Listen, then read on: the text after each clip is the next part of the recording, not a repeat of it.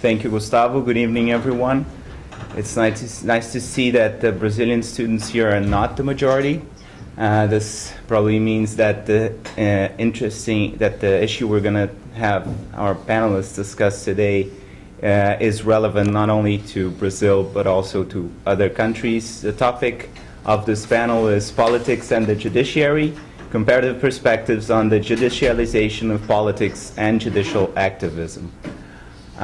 Professor Barroso will be our main panelist here, and Professor Tushnet will be the discusser. Professor Barroso has his SJD degree from the Rio de Janeiro State University, where he's also a tenured law professor. He also has an LLM degree by Yale Law School.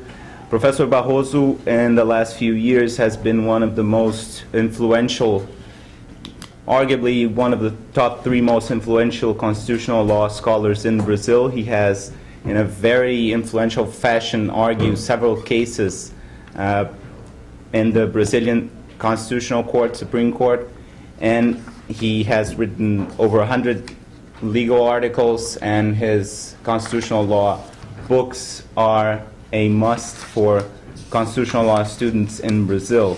So without further ado, I would like to hand it over to Professor Barroso. Thank you, Ivar. Thank you, Gustavo. Thank you, Adilson. It's a great pleasure for me to be here and to share with you all some ideas and some thoughts on the subject, politics and the judiciary under comparative perspectives. It's also a great pleasure to have Professor Mark Tushnet in this panel. Professor Tushnet and I, we have been together a couple times in other panels, but that was in Brazil, where I could speak Portuguese. And one thing that you learn when you need to write or talk in a foreign language is that a good share of life is pure rhetoric. But when you're dealing with a foreign language, you don't have all these rhetorical artifices, so you better have some good ideas. And that's when the troubles start. But still, I will try to share some ideas on what's going on in Brazil regarding this relationship between politics and the judiciary. As we all know, the rise of judicial power is a world phenomenon. It's not anything particular to Brazil. And there are some reasonably accepted, established causes for this phenomenon. Some of them being the first one, the perception developed especially after World War II, that a strong and independent judicial branch was part of the demands of a democratic society and of rule of law. The second, I would say, worldwide cause for this expansion of the judiciary has been a certain disillusion with majoritarian politics all over the world. And the third cause being the unwillingness of the parliament and political actors to decide politically costly matters involving moral disagreements as abortion, as gay marriage or assisted suicide. What I would like to add here is that Brazil has some particular features that have made this issue of judicialization and, to a certain extent, judicial activism a major issue in our country. The first, I would say, typically Brazilian cause would certainly be the extension and the scope of the Brazilian Constitution that deals with several matters that in most parts of the world, in most democracies, are dealt with or are left to the political process. So the Brazilian Constitution, with its 250 articles and over 60 amendments, deals the Constitution with subjects like environmental protection, pension plans, mining, oil exploration, the entire tax system, some provisions of family law, protection of elderly, Indian rights, public health care system. So in this scenario, it comes without great surprise that many of these issues have been judicialized. Indeed, bringing a matter to the Constitution means removing it from politics and bringing it to law and to potential litigation. And I would say the second very typical Brazilian cause for this expansion of the judicial branch is the way judicial review is structured in Brazil. As many of you will certainly know, Brazil combines the American model of judicial review with the European model. So in Brazil, each judge, each court is entitled to declare a statute unconstitutional while adjudicating cases. And besides that, there is in Brazil the possibility of the filing of direct action or direct actions or direct constitutional lawsuits before the Supreme Court to challenge the constitutionality of any statute in abstract, in thesis. And unlike most European countries, the standing to file these constitutional lawsuits before the Supreme Court is very broad, attributed to many political actors and private entities. So in this context, I can say that any relevant social, moral, economic, or political matter can be brought directly to the Supreme Court at a certain point in time. One other feature of the Brazilian system I would like to point out, Brazilians certainly know this, but foreigners usually are a little bit surprised with this. We have a system where the Supreme Court can hold public hearings. I'm not talking about the specific hearing for the case where the lawyers present their case. The Supreme Court can convene segments from the civil society and have a public debate on an issue that it has to decide in its exercise of jurisdiction. So back to the idea of judicialization. In this constitutional environment, many sensitive social and political matters have become a part of the routine of the courts in Brazil. I want to clarify, although this might be a little bit obvious, by judicialization I mean that important moral, social, economic, or political issues are ultimately being decided by the courts.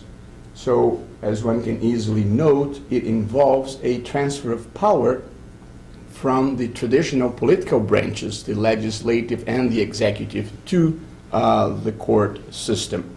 So it comes to no wonder that in Brazil the Supreme Court has engaged in very high-profile and politicized matters, including the reform of the judicial system, the reform of the social security system, the definition of boundaries of Indian lands, the validity of embryonic stem cell research, all sorts of environmental cases, all sorts of cases involving salaries of civil servants, tax matters, gay partnership.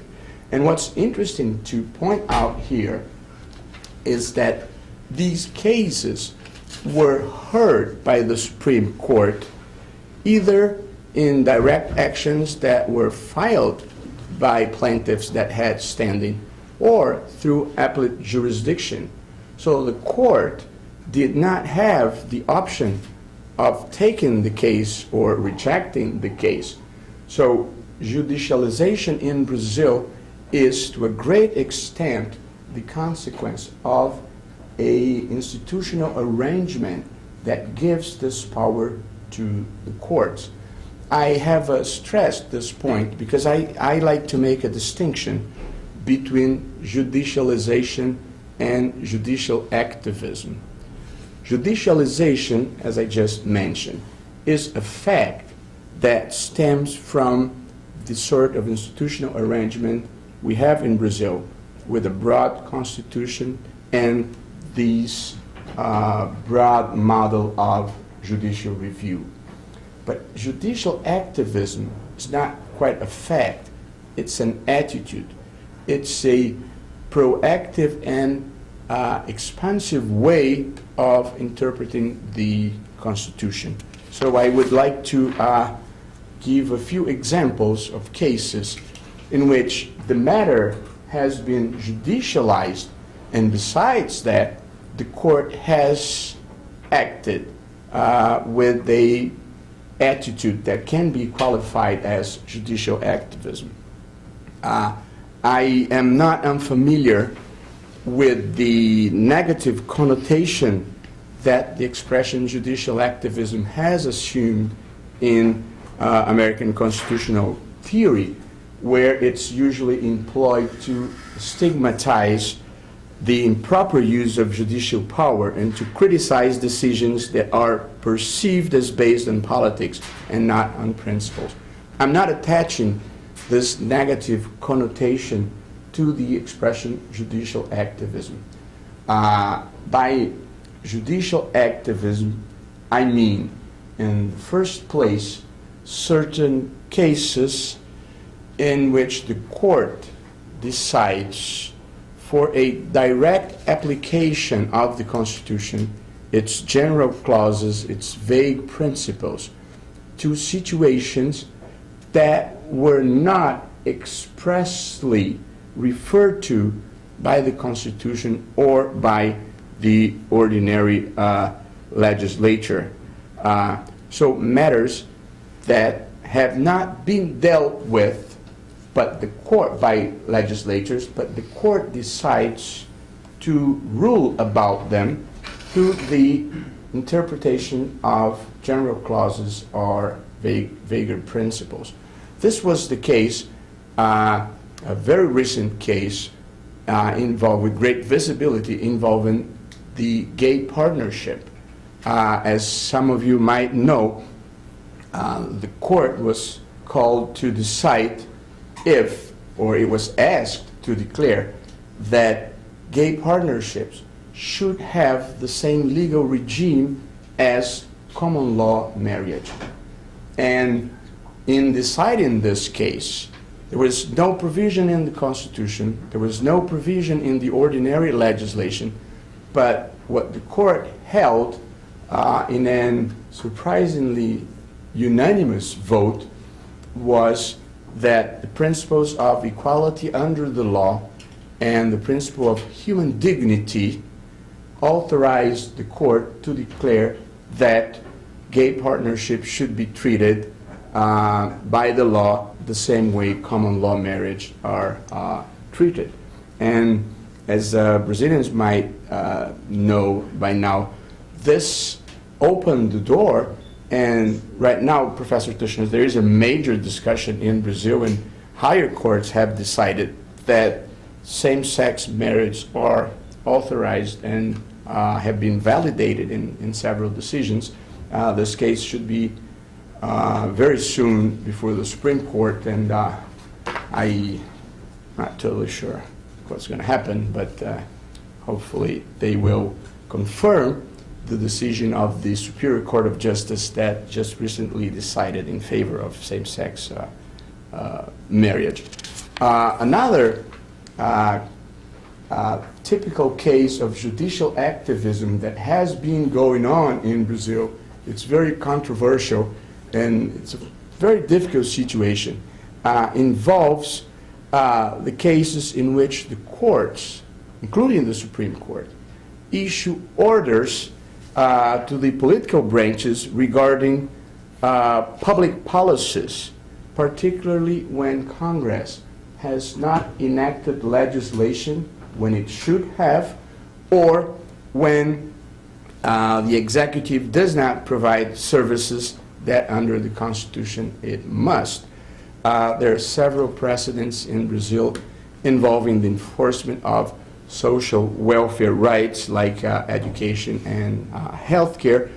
There are thousands of lawsuits in Brazil at this moment involving discussions, and there are decisions by courts providing medical services for the poor and providing medicines for the poor. There's no specific provision in the Constitution except for the right to health. But this has become a main issue in Brazil, a very difficult issue. There has been a public hearing to decide how to deal with this. I don't have much time to discuss this matter in detail, but it involves some dramatic questions, like some public health care policies that leave out of its reach certain people that will have a very rare disease in which it's very expensive to take care of it. So there is a philosophical and an ethical and a legal discussion. What should the state and the court do when these cases happen? So what I basically wanted to say in this chapter of my presentation is that the phenomenon of judicialization has assumed very particular forms in Brazil due to its broad constitution and due to the way judicial review is exercised in Brazil.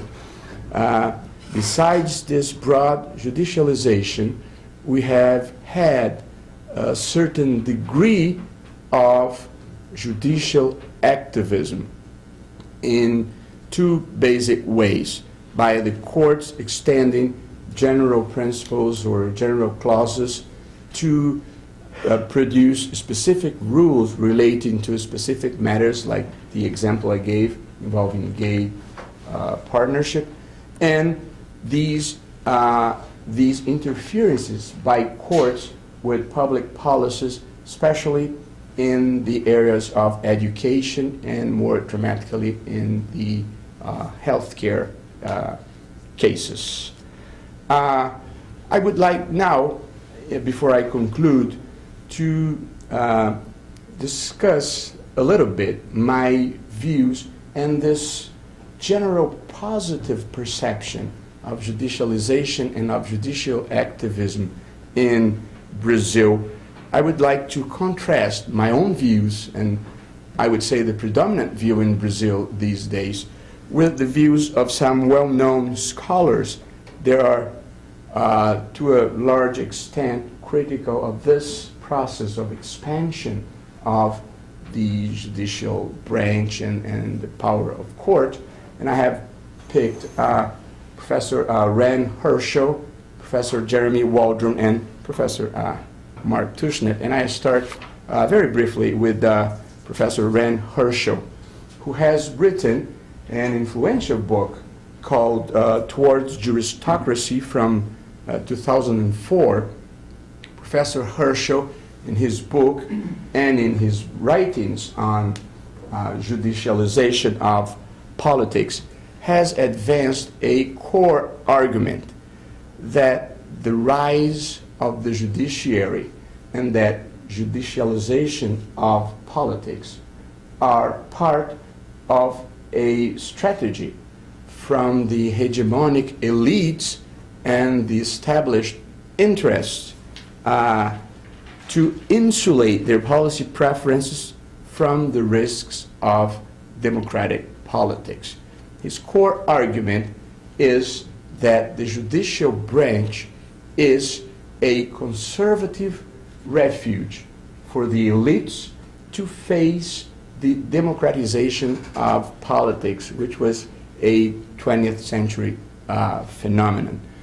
Ran Herschel reached his conclusions from the study of cases involving the cases of Canada, Israel, New Zealand, and South Africa. So his core argument is the judiciary is a refuge for the conservatives. I'm not sure if I agree with him if that is true for the countries he has studied. But this is definitely not true for Brazil. In Brazil, for several reasons, and I would like to point out a couple of them, the judiciary courts are to the left of the majoritarian political process. I'd say courts in Brazil are more progressive than Congress, as the past recent experience has demonstrated. And there are a few reasons for that, and I would like to share with you all two of them. The first one is that in what regards the legislative branch, the cost of electoral campaigns in Brazil have become so high that most candidates, to stand a chance to win a seat, must be linked to economically powerful donors and to special interests. There's no way out. So money plays such a major role in elections in Brazil these days that this attachment between the political class and big money has become a necessary relation. On the other hand, in the judiciary, judges, as many of you will know, are recruited in Brazil through public competitive examination, through competitive entrance examination that attract many of the finest law school graduates.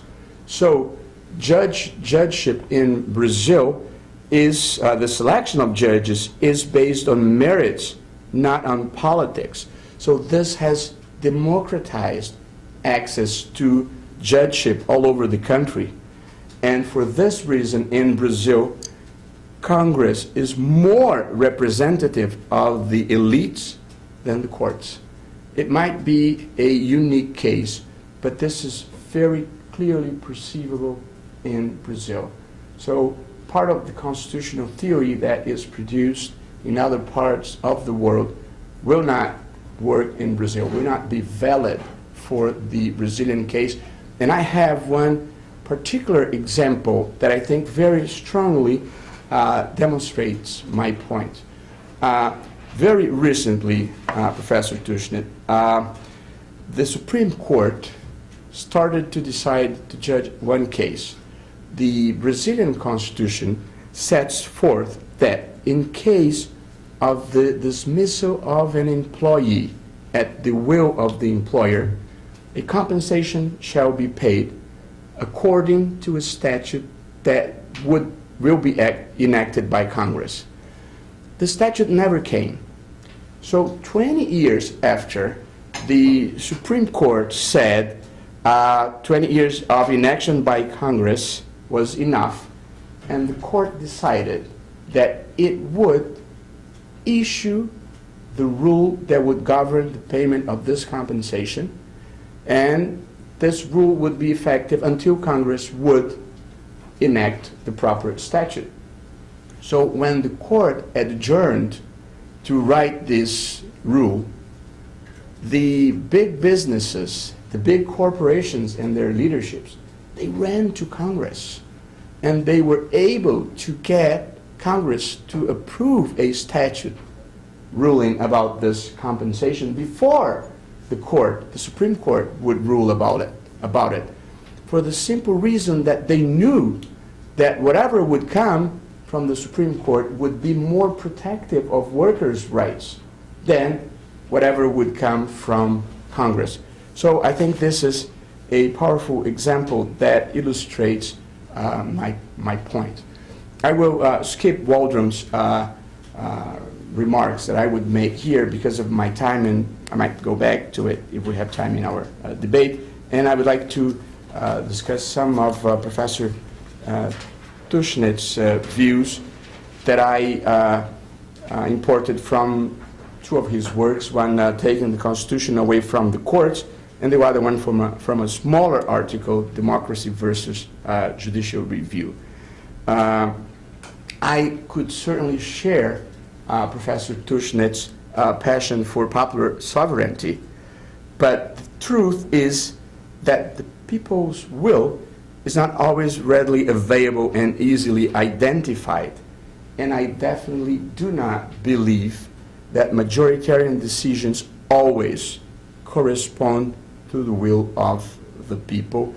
And I don't want to deepen this discussion here, but I have many doubts about this assimilation between voters and people. In his book, Taking the Constitution Away from the Courts, Professor Tushnet has declared his belief in populist constitutional law and politics.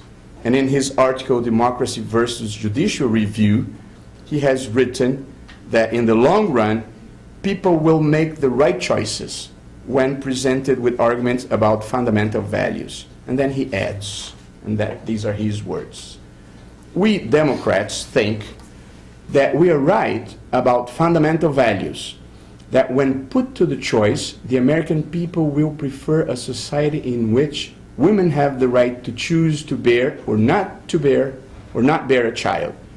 That when put to the choice, the American people will prefer a society in which gays and lesbians have the same right to express their love that straight people do.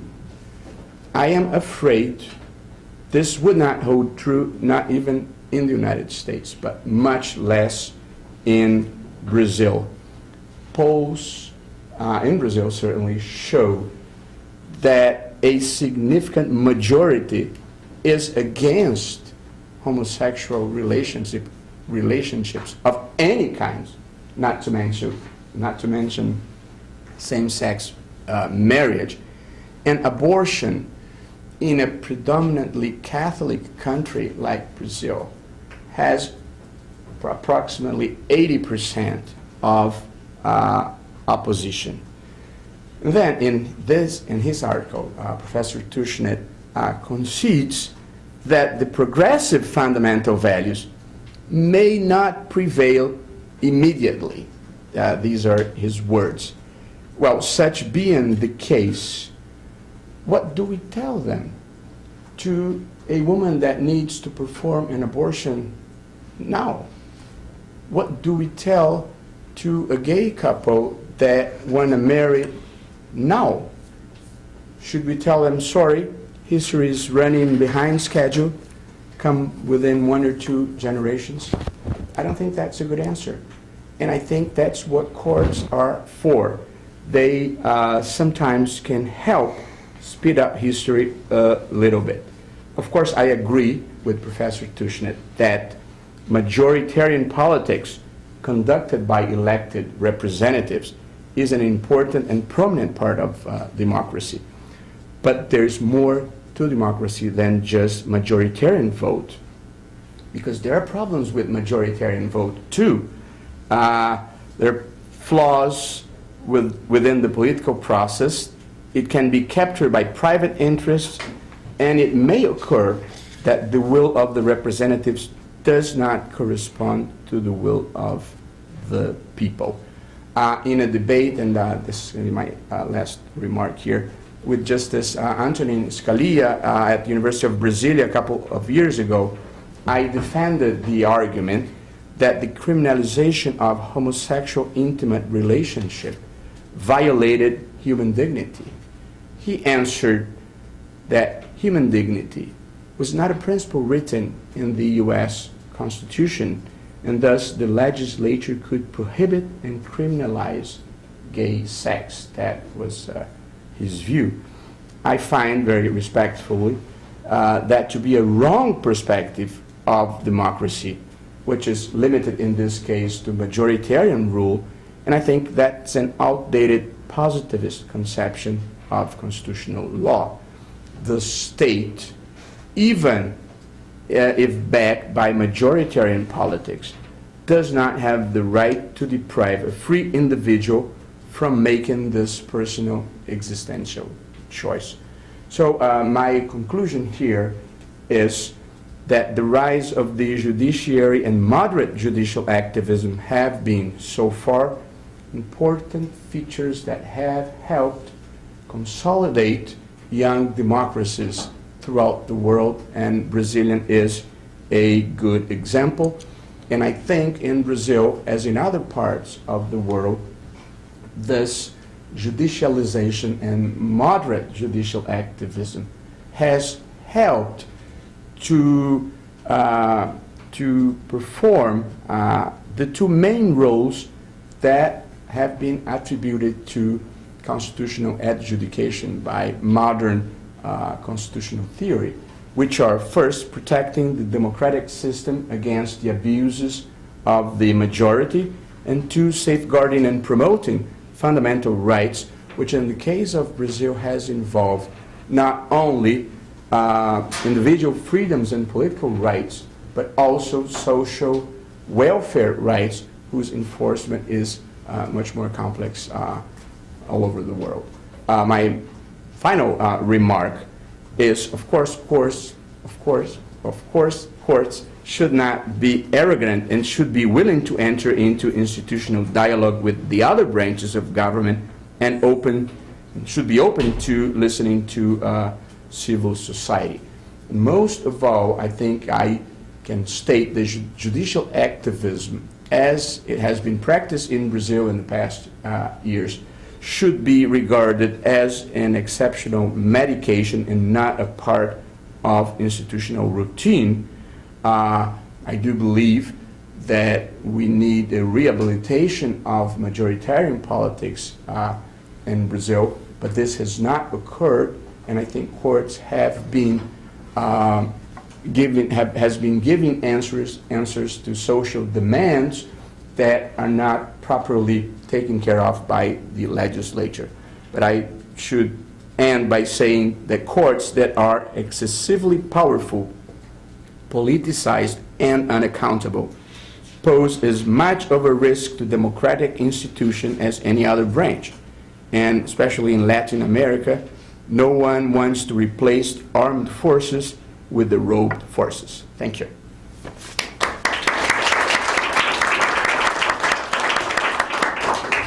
Thank you very much, Professor Barroso, for this very exciting talk. I'm sure that you have several questions to pose to Professor Barroso. We will first allow Professor Tushnet to give his words, weigh in on it, and perhaps respond some of the comments made by Professor Barroso, and then I will open up for discussion.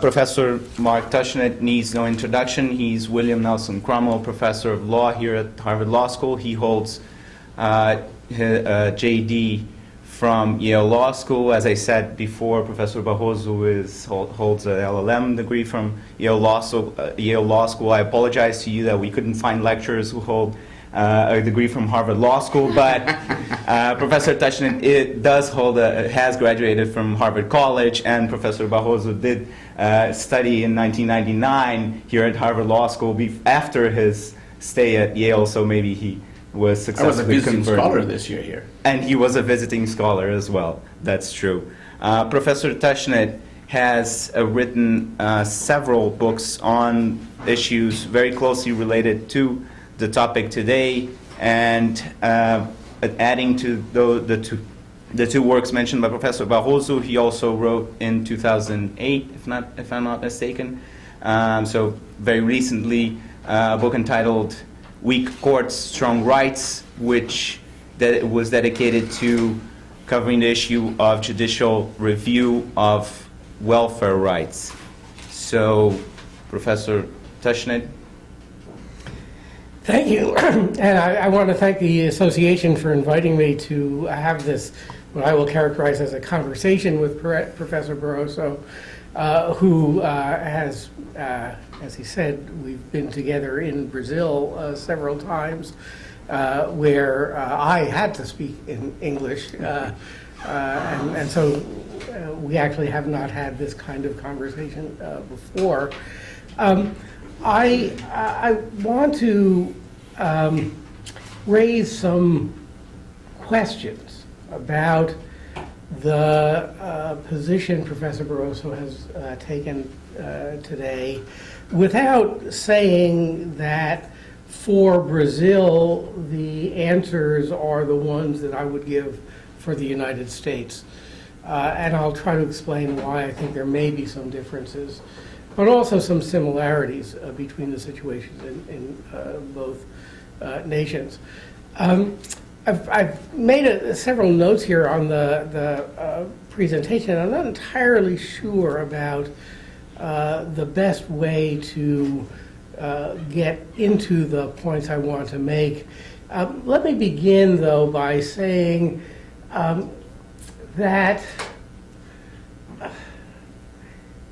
it's probably true that some of my earlier work and formulations appear to make claims about judicial review, constitutional review, and judicial activism as a general phenomenon. And to the extent that they did or do, they're almost certainly mistaken or overstated. But they are, in my view, accurate as to the United States, and some of the reasons that they're accurate as to the United States have some relevance to the issues in countries like Brazil. So let me, just 2 points here. Professor Barroso says, and I have no reason to dispute this, that because of the structure of politics in Brazil and the structure of judicial selection in Brazil, the courts are more representative of the people than the political branches are. I have, I guess, one observation about that. It's that the U.S. experience is, when you look at it in the large, in some ways to the contrary or different from that. In the United States, we've had a substantial experience, and probably, looking at the history of the U.S. as a whole, the bulk of our experience of constitutional review has been one in which the courts exercising constitutional review have been obstacles to the accomplishment of the goals sought by the people. And I suppose one of the questions, I'm going to raise this in a slightly different way in a moment, one of the questions is whether the newness of the Brazilian experience is gives that experience the characteristics that Professor Barroso describes. And if so, whether over time the institution of constitutional review in Brazil will come to resemble the overall experience in the United States. I think it's not unimportant that in Professor Barroso's presentation he says that the constitutional review has been valuable to Brazil as a young democracy. And again, I have no reason to dispute that, and it certainly sounds right. But as the democracy ages, what's going to happen? And here I want to raise some questions about I have this in my notes as the issue of judicial selection.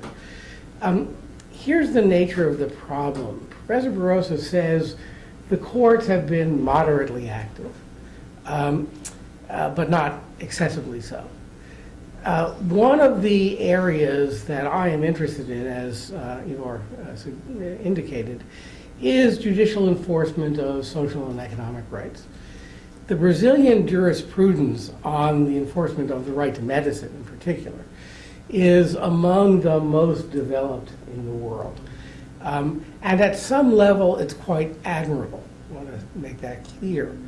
But on another level, it's quite, I don't know what the right word is, maybe problematic.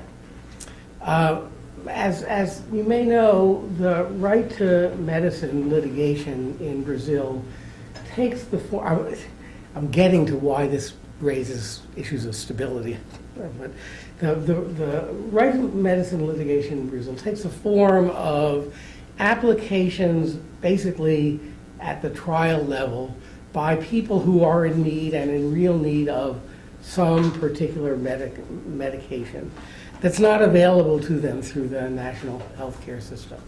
And they say that having access to this medication is necessary to protect their rights to health and, in the most dramatic cases, their right to life. As far as I've read, and everybody seems to agree on this, there are two effects of this kind of litigation. One is, first of all, the claimants win a lot. Very substantial numbers of claims succeed. And second, the successes have peculiar effects. One set of effects is that the claimants succeed, which means that people who have access to courts easily prevail, not over, but get the benefits more than people who don't have easy access to courts, which means that the people who are higher up in the income scales get access to these cases, and poorer people don't. That's one kind of effect. Another kind of effect is that it's a version of the distribution of this point I've just made, is that the healthcare budget gets distributed in odd kinds of ways. So one case that I just read about, I don't have Portuguese, so I can't say I've read it, but that I read about, holds that somebody with a rare and fatal disease is entitled to a course of treatment that has some chance of halting the progression of the disease and costs, the figure I saw said, roughly $63,000 US. Now, that $63,000 going to this person could have some beneficial effect on his life, but if it went to other people needing health care, public health clinics, or through less expensive medications for less severe diseases, it might have a much more substantial effect on the overall health of the population. This claimant will live a little longer, or maybe quite a bit longer, but as a result of not having the $63,000, a whole bunch of other people will suffer, debilitating diseases. And then the third effect, which is related to this and gets me closer to the point about stability, is that I think it's generally agreed that this form of litigation, the individual case-by-case litigation, is not really the best way to implement a constitutional right to health or even right to medications. And the reason is that it doesn't directly assist the Ministry of Health in developing a sensible plan for the use of the healthcare budget. There are these sort of more or less random claims that come in that eat away at the budget, and the Minister of Health can't figure out a rational allocation system. Now, why is that significant? Well, the reason that it's significant is that the Ministry of Health, not surprisingly, will see these cases as intrusions on good government, not just the discretion of the Ministry of Health, but on good government.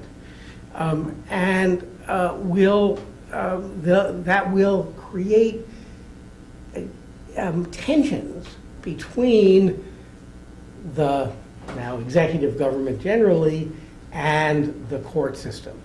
There's a footnote here. I said the problem was that the form of litigation was not well suited to implementing a constitutional right to health. There might be other forms of litigation that would be better suited, and I can talk about those in the discussion period. But we have the situation in which the government now is in some tension with the court system, and it's worth noting it's in some tension on issues that are not, dramatic ideological confrontational issues. The government, as far as I understand it, has no objection to having a constitutional right to health in a way that they can administer in a sensible way. But it's just that the courts are sort of messing them up.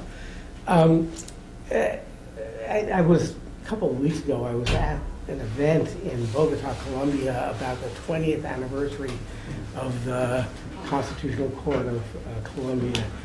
And there was a very interesting set of speeches, one by the current president of Colombia and one by the president of the Constitutional Court, in which the president of Colombia said, the court basically been a very good thing for Colombia, but there are these decisions about internally displaced persons, which are structurally like the right to health decisions in Brazil.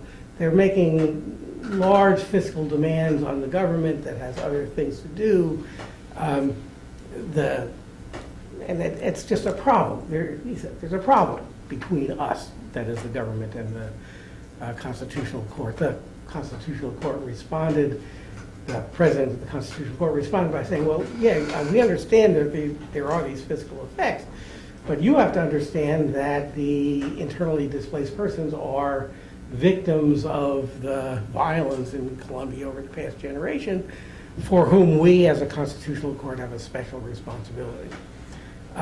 Okay, so there's that kind of tension will occur. And then the question is, what happens under circumstances of tension between the political branches and the judiciary? I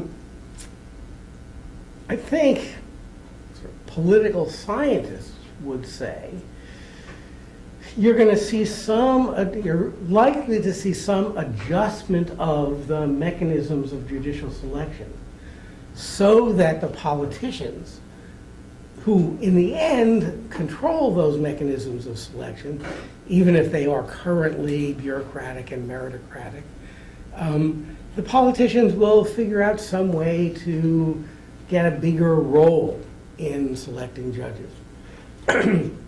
And then, if that happens, if the politicians get a bigger role, I suppose I should say here, in the United States, we've reached sort of the end of the line on that, where the selection of judges is entirely political. And then what happens in the long run is that the tension between the judges and the government dissipates, because the judges are now much more like the politicians, the political elites, than they might have been at the beginning of the process. Now, so the concern is that the benefits that Brazil is getting from the kind of judiciary it has in a young democracy may disappear over time through elaboration of things in the political system that occur because of the, I'd say, even moderate activism of the courts. The final thing I want to say is, and this is a powerful point that Professor Barroso raised, which is that, I say, over time it will dissipate. And maybe that's so. But between now and then, there will be benefits to the popular constitutionalist idea, the woman who wants an abortion, for example, who needs it now. Maybe in 20 or 30 years, she wouldn't be able to get it because of these kinds of transformations. But now she can, if that's how the court rules. The question then becomes, well, how do you think about a situation in which you can identify some dynamics that will reduce the benefits that you currently obtain from a particular institutional arrangement? How do you think about, well, what are the implications of those dynamics for the current institutional arrangement? The first cut at it is, well, you can't control the future, you can control now. So if you can get some things out of the system as it's currently arranged now, that's fine. The alternative is to say, I sort of have this impulse to draw on the board, but sure, we're starting out now here, and in 20 or 30 years we'll be down here, things will get worse.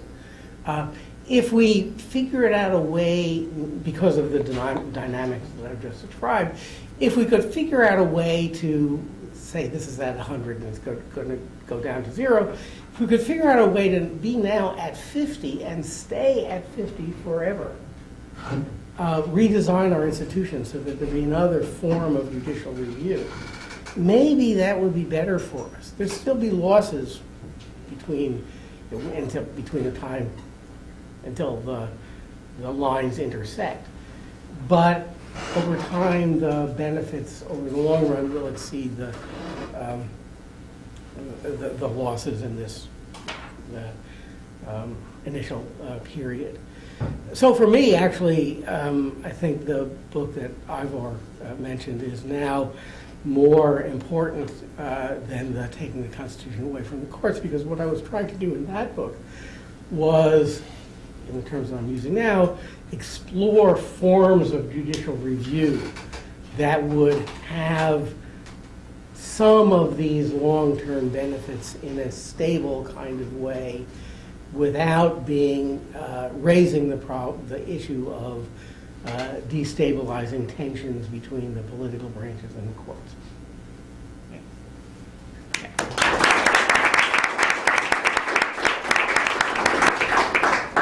As promised, we will open for discussions. We are good on the time. I will, however, first abuse my role here of moderator and ask a question first to Professor Barroso and also a question to Professor Tushnet. Of course, my question to Professor Barroso is so he can address an issue that he touched upon in his talk, and who said he regretted not having more time to further develop it, which is that of the constitutional review of social rights or positive rights in Brazil, most specifically, and this was also discussed by Professor Tushnet, that of the protection of the right to health currently in Brazil. I know your last article was about democracy and judicial supremacy, and that is probably one of the most relevant issues, and the clash of democracy and judicial supremacy. Is it possible that this clash, when it involves not the constitutional review or protection of freedom rights, but when it involves constitutional review of social rights, positive rights, does it have special traits to it? Does it have special aspects that maybe Brazil can help other countries in figuring out which is the way to go and which isn't the way to go. Okay. Should I go on? Please. Which brings us to some of the remarks Professor Tushnet has made. The funny thing is, I totally agree with most of your remarks. And a terrible thing in life is when you are in crisis with your own ideas. And this happened to me when dealing with this healthcare issue. I'd say 5 or 7 years ago, I wrote an article on this health care litigation, and in which I stated basically the 3 ideas Professor Tushnet has mentioned here. The first one is that the litigation system for health rights is to a certain extent captured by the middle class, the people that have access to the court. So I think that's one objection that I totally agree, and I've written about it. The second was one of my proposals, that these issues should be discussed in collective actions, so that either everyone that is in the same situation would get the treatment or the medicine, or no one would get it. So you either can universalize the decision or you can't take it. So I understand what you're saying, because this corresponds to my rational view. What happened, though, with this litigation in Brazil, that I started to talk to the judges, and they would tell me horrible stories. And then they would say, there comes this kid with this awful problem, and it costs 60,000 reais. God knows where this money is going to go. There's not a major public debate about the health budget. I can save that kid. I'll do it. So this sort of emotional logic has prevailed in this sort of litigation. And when several judges would tell me this, I would think what I would do in their situation. And the worst thing in life is when you cannot put your brain where your heart is. So my rational ideas about this are that you should reduce this sort of litigation. You should have a better public debate on the allocation of the funds for the healthcare system, and that these cases should be litigated collectively and not in individual actions. But my final provisional conclusion was, we are lawyers. So whenever we arrive, we want to bring order. We want to organize things and make things work according to our own rationality. And what I would say, Professor Tushnet, regarding this health litigation in Brazil, is that I agree with you that it